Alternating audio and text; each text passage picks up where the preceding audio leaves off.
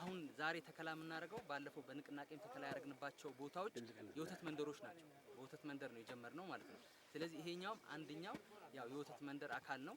ያው አሁን የምናያቸው እዚህ ጋር ዝርያ ያለው ሰውየው ማለት ነው ከተማ ላይ ነዋሪ ነው።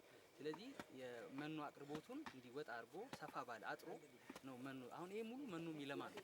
ስለዚህ ያን መሰረት አድርገን ያው ስራ ጀምረናል ማለት ነው። ስለዚህ እሱን በማስከተል አሁን ያው የመኖ ተከላ እናደርጋለን። የወተት መንደር ነው። ወተት መንደሩ አሁን ያዘጋጀነው ዝሆኔና ዲንሾ ነው። ግን አለን ቬች አለን ስብጥር በመሃል በቦይ መሃል ደግሞ ተሰባጥሮ የሚዘራ መኖ አለ። ያው እሱን በቀጣይ ይሄ ከጸደቀ በኋላ የዘራ እንሄዳለን። ስለዚህ ያን መሰረት አድርገን አሁን ያው